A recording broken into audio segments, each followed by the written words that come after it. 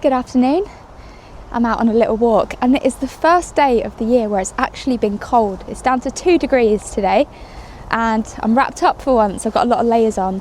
Me and Chris are out for a little forage and he's down there just having a little look under this willow tree because we're pretty sure we've just seen a white truffle. Not 100% sure because it is a little bit old, so we're going to have a proper little look when we get home. But going to have a little peruse around this nature reserve that we're in today and see if we can find anything else. So you can see how it's quite old and it's a bit soft, but it's got that classic sweat smell, I call it. A little bit like cheesy sweat.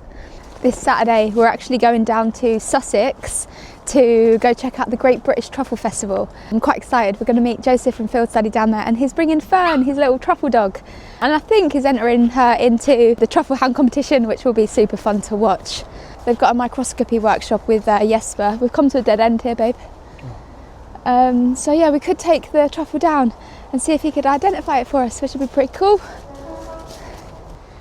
I just come round the corner and Chris is on his knees again.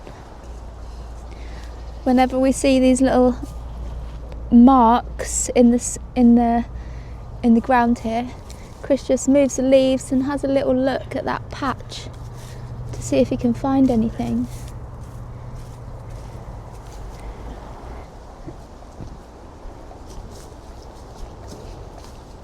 So that's the sort of hole that we're looking for. So we're just going to have a little finger around the soil on the outside and see if there's any loose truffles. The soil's quite hard because it's been very, very wet, and this is actually ex-marshland. You can see all of these reeds here. So it's quite boggy, which makes me quite surprised that we found a truffle, or what we think is a truffle. We're going to carry on looking, see if we can find anything else along here.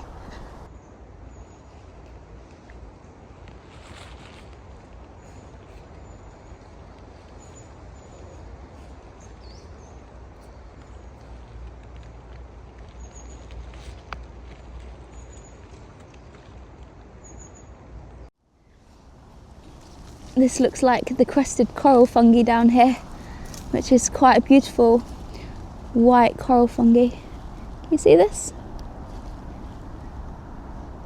Very, very pretty. Oh look, there's some more under here. It's a beautiful patch of candle snuff fungi here. Watch these spores. This is an inedible mushroom, but it has been studied for cancer tumours. Pretty cool little mushroom to find.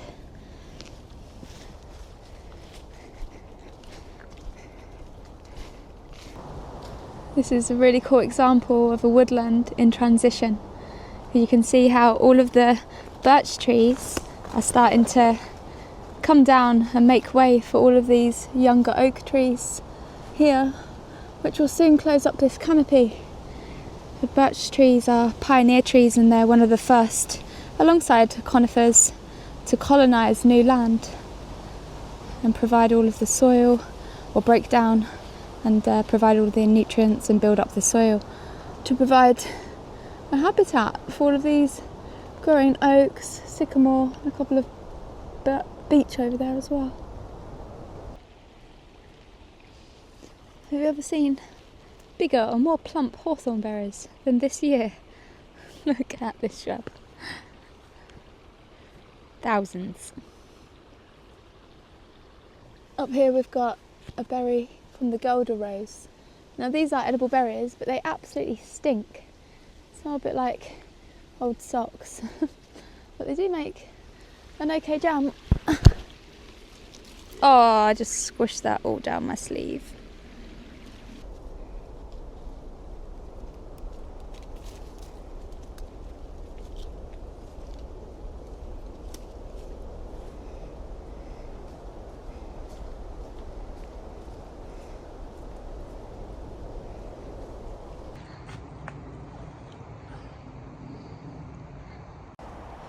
Wow, look at this turkey tail. Tomatus versicolor, and you can see why it's called versicolor. Look at all these beautiful concentric bands of colours. There's a piece down here actually I can show you that underneath without pulling any off. The turkey tail is a polypore mushroom, which means many pores. It has these pores instead of gills, and a good way to tell turkey tail from its lookalikes is that the fact that you can actually see the pores. Let me zoom in. Can you see these little pores here? And their crust fungi are completely smooth underneath, but you can see these little tiny holes. How beautiful is this? I'm going to take some of this actually. There's some little yellow staghorn on here as well. Very tiny. This is cute. This is featured in my 25 mushrooms to find in August video, which I'll link above.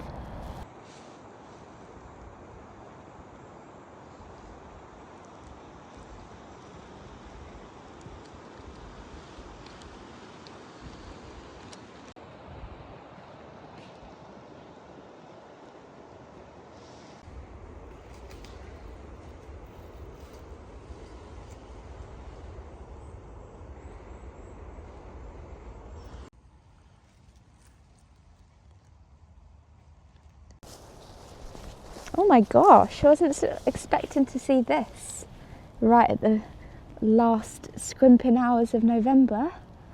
A big old penny one. It's in a bit of a worse condition now and it doesn't smell too pleasant, but that's pretty cool. Maybe one of the latest penny buns I found. It is a remarkably mild winter so far though.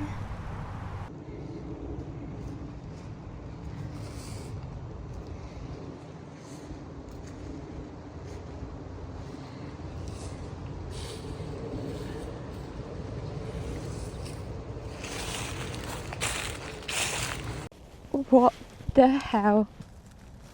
Oh my gosh. The fresh one there.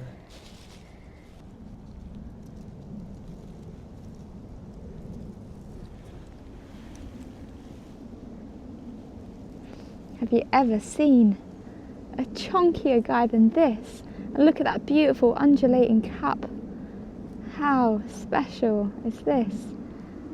It's a wavy little mushroom.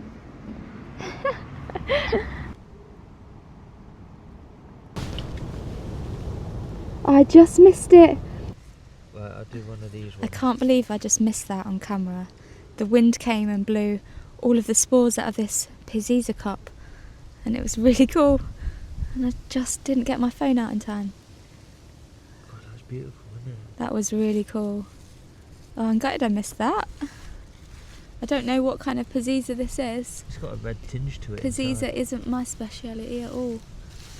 I was hoping it was going to be the bleach cup, which is a type of morel, but it doesn't have any bleachy smell to it.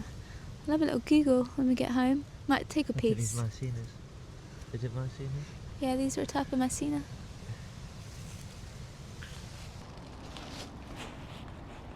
Check out this slime mould that's engulfed this little tiny dandelion leaf here.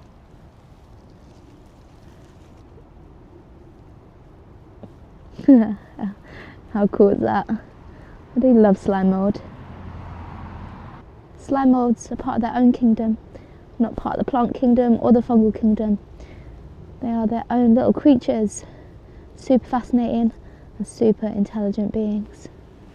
So I say intelligent because there's some more slime mould down here. There's some more slime mould just down here. And I believe that the metro system in Japan was actually designed using slime mould. They put slime mould in kind of like a maze and let it navigate the easiest route. And the way slime mould works is it extends itself out into all directions, and then it retracts back into the directions that are no good, and it finds its quickest route around places. I can never ever resist stroking a buttercup.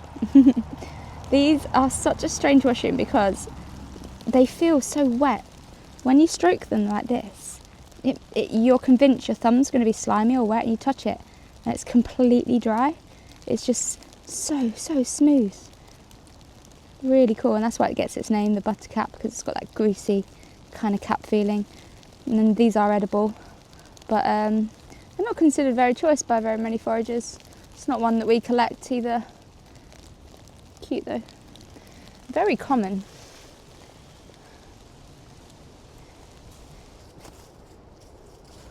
How beautiful is this lichen?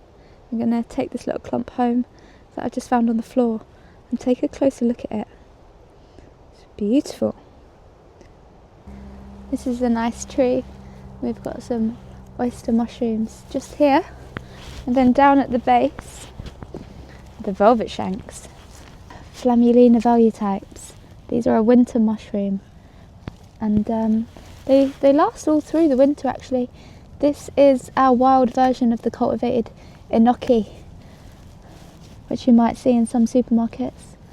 These have got a really delicious kind of sweet, I don't know, brioche kind of flavour, and a really beautiful ombre stem. I'm not going to take any of these because we have really great woodlands that have lots and lots of velvet shanks in throughout winter, so I'll harvest a bit more locally. Pretty nonetheless, and those oysters are really great. There's some old ones up here too, and up there, and then further up, and then right there, I don't know if you can see, but there's some more velvet shanks just there. So much lichen here, which is an indicator of quite clean air.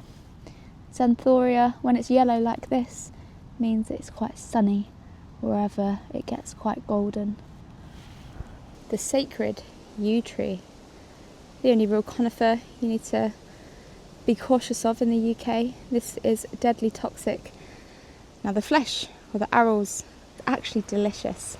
It's got an almost kind of lychee mouthfeel to it, a little bit slimy and a little bit snotty, but it's got a really delicious tropical, almost lychee kind of flavour to it. I love to collect yew berries and to dry them as kind of little cranberries, and they're also really lovely just eaten on the go, but you just have to make sure that you're removing the seeds. You don't want to be swallowing those. They are lethally toxic, as are these leaves. So yew trees often get mistaken for fir because their fir have also got these kind of flat needles. If we turn it over, you'll see that these have no stripes down the middle. Now on a fir tree you'll see little parallel lines that run down the length of each needle. If I get quite close on these with the flash, you'll see that they're just plain on the underside without that kind of silvery or white parallel lines that run down the length of the needles. But it's very dark under here, and that's because yew trees grow absolutely massive. Some of the oldest trees on earth are yew trees, up to 4,000 or 5,000 years old I think. And what's really cool about them is that they actually hollow on the inside, which is why they can keep growing for so long. They just keep kind of dying in the middle and then regenerating themselves. The hollows from the yew tree were actually used as shelters and as refuges and as secret kind of gatherings. But there is a certain kind of energy beneath an old yew tree like this.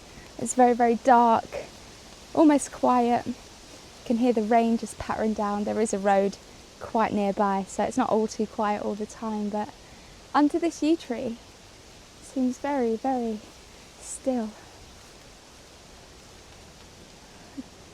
Right, I am going to go find Chris. I don't know how to get out of here. I'm actually trapped by the yew tree, but I need to go and find Chris because he's off truffle hunting, and I want to see if he's found anything, because there seems to be quite a lot of activity down here underneath this yew tree.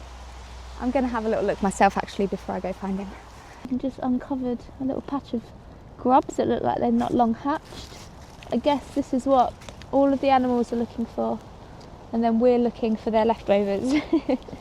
Cover this back up.